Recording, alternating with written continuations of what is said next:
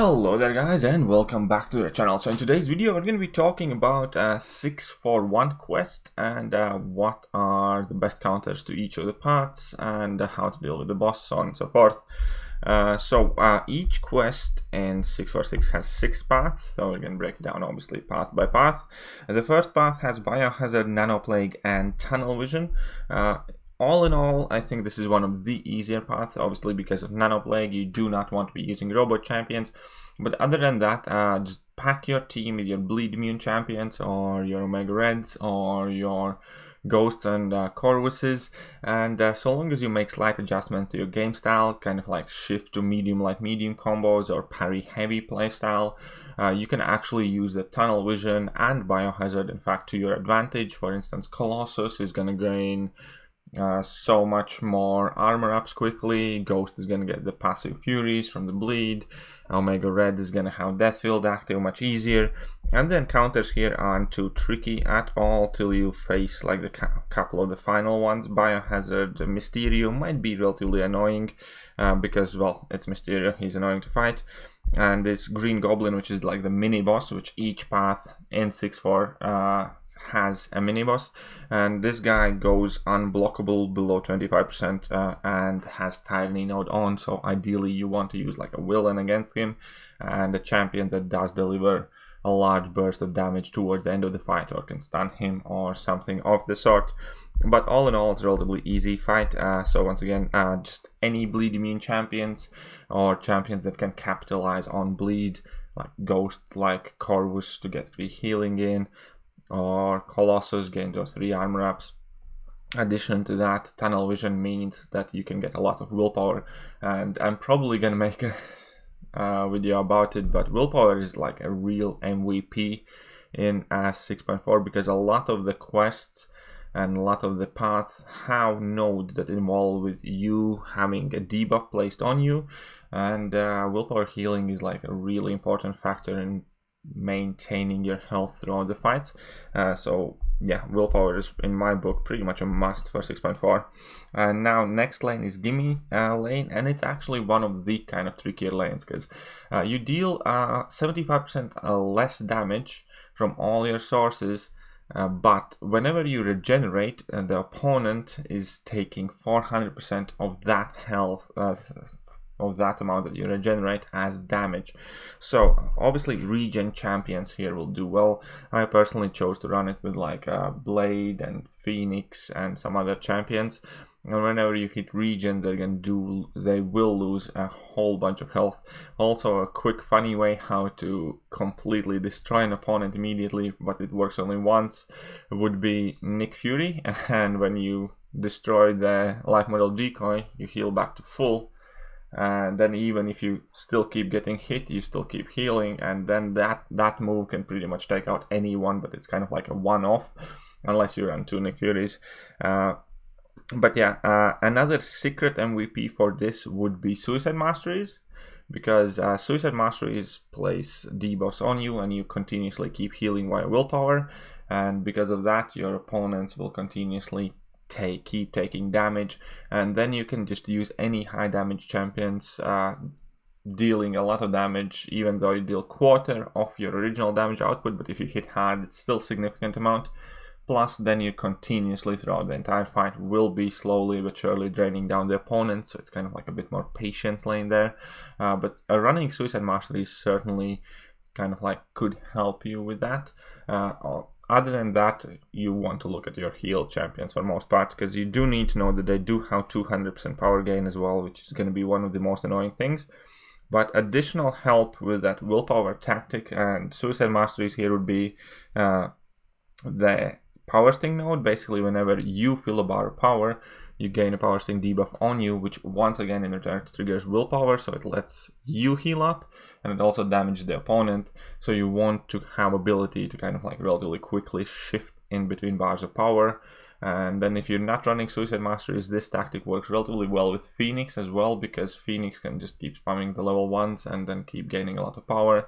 And there are many kind of like different interesting encounters here, but that lane itself is not the easiest one. so you do have to kind of adapt to be a bit creative. There are several solutions to it, and this final mini boss is going to be extremely annoying because of the Spectre node. So periodically you're going to be reversing all of your healing, and that's going to be hindering you quite a bit. Now I personally just ended up throwing a couple of revives at it and using a Phoenix kind of like cheese tactic. So I dropped a bunch of heavy attacks, got myself to 5 or so Phoenix Force charges, got hit on purpose, regened a whole bunch of health. He lost a whole bunch of health, and then I just quit the fight because you can use it only once per fight.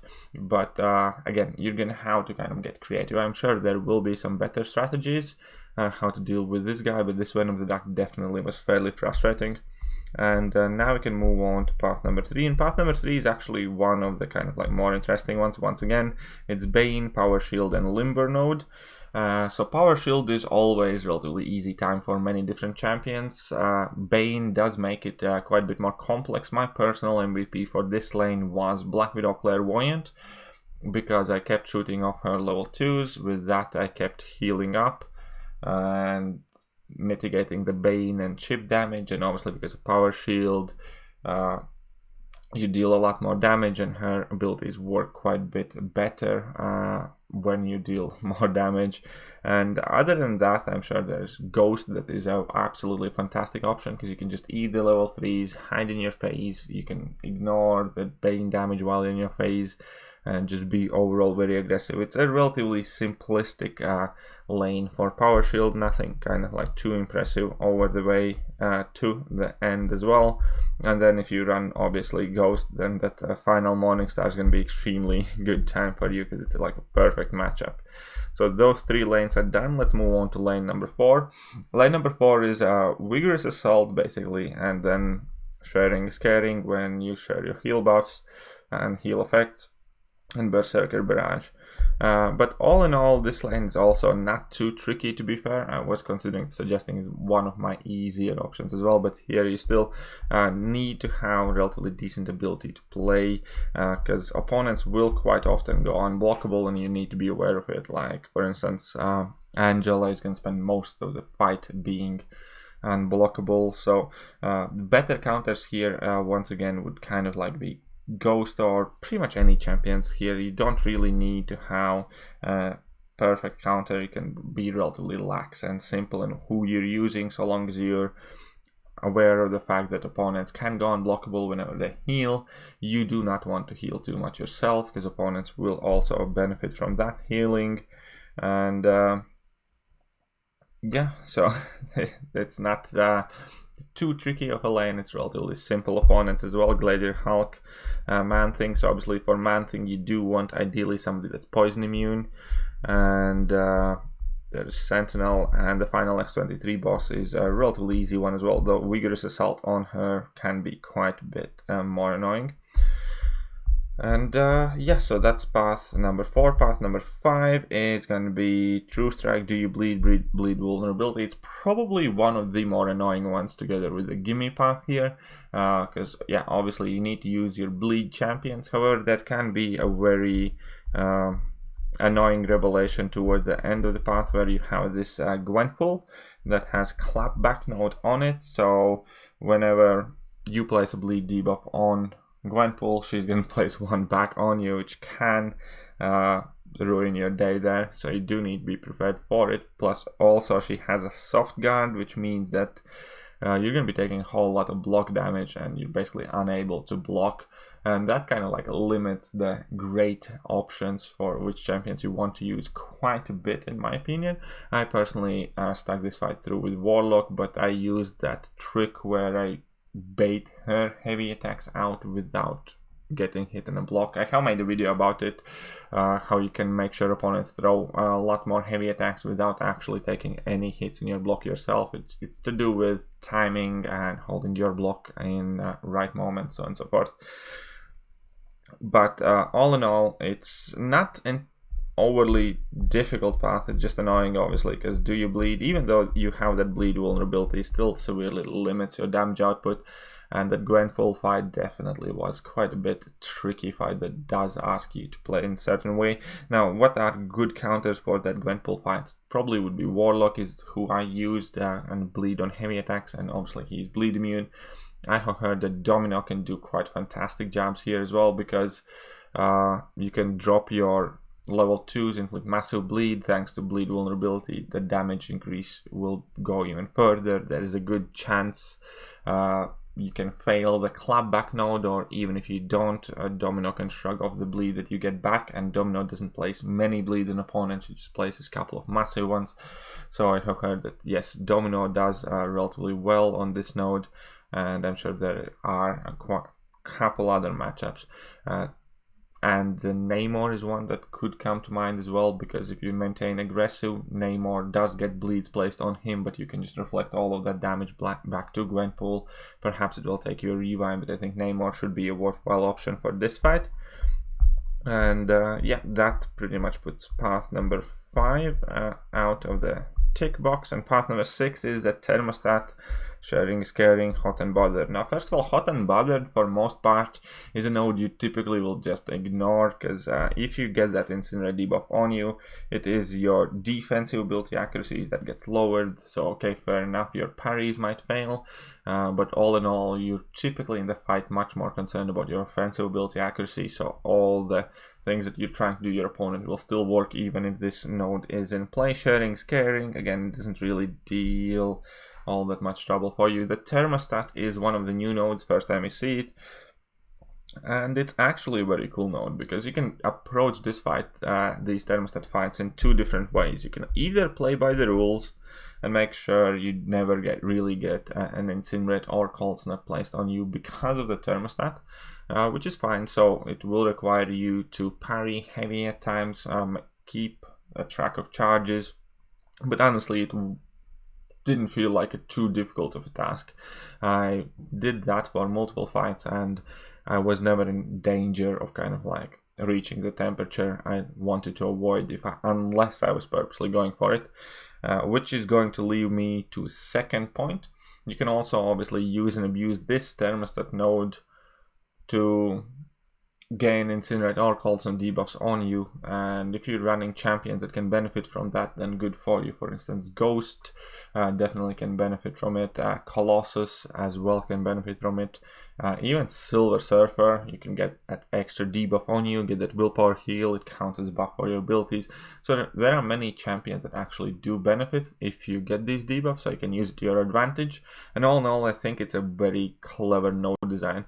And one thing you do need to be careful though is if you do get that Incinerate debuff against Massacre, you are going to take a large chunk of energy damage because of Massacre's own abilities, so keep that in mind. But all in all, for most part, this was a really fun node where I could choose whether I play by the rules and I manage, and then I can use any champion that I really wanted and what was a good counter for my opponent, or I could just try and use it to my benefit, purposely break the rules, purposely get those debuffs on me in order to kind of help and progress my fight further. So I think this is one of the kind of like better balanced, cooler nodes we have seen added to the contest relatively recently. I definitely like it a lot. I think it's a cool node. I hope to see it much more in the future contest, and yeah, it's wonderful. And the final boss, Luke Cage, there wasn't anything tricky there on the Thermostat lane. Basically just don't hit him when he's stunned and you're pretty much good. And that will bring us to the boss, and the boss is Iceman with protective shielding, stun immunity, heal block, you heal block basically, and Matador lane. So it's an Iceman. You can easily solo this fight with Ghost because you don't need to worry about that Cold Snap, plus you get easy openings whilst you're phasing. And with Matador, you're also relatively easy, you can be able to spam your special attacks. Corvus is a fantastic option here as well, because you don't care about the Cold Snap debuff, and because of Matador, you will be able to drop more special attacks like you normally would, and you can even go as far as to strike opponent's block to push him past the bar of power, bait out level 1, and voila, you have gained the full bar of power without using any charges. But all in all, just any champion that's cold snap immune. Now I did, for testing purposes, bring in a champion that is not cold snap immune, and the champions that are beefier, even without boosts, so long as champions are somewhere in the higher health pool region, you can survive it with a couple of % left. If you boosted, you can survive that cold snap damage with a maxed out 5-star champion, couple of boosts, and you can in fact pretty much bring in anyone, but it does more or less approximately take down 100% health of a rank 5-star champion. That's kind of like in the middle of the range health pool wise. So be aware of that. You definitely want a way to deal with that cold snap, or you're gonna need a lot of cold snap damage. But all in all, quest number 1, I think it was relatively good designed, not too many kind of like issues. Not a fan of do you bleed like ever. I don't like these nodes that basically tell you that you do no damage or 90% less damage or else, and that pretty much reflects how I feel about the quest. I think the 4 paths in the quest are wonderful, cool, and interesting. I think do you bleed and that give me lane are more annoying than I would like to personally, because you feel like you're being strong-armed into completely changing your ways. I don't know, but yeah, so those probably are the 2 lanes that I enjoyed the least personally and I found trickiest, and the other 4 are perfectly fine and were a nice, relatively decent level of difficulty that I enjoyed playing in.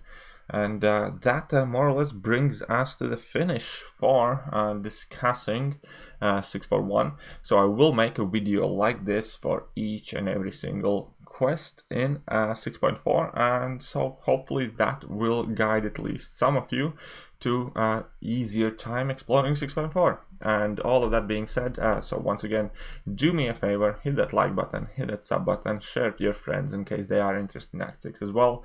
But I will catch you guys soon. See ya.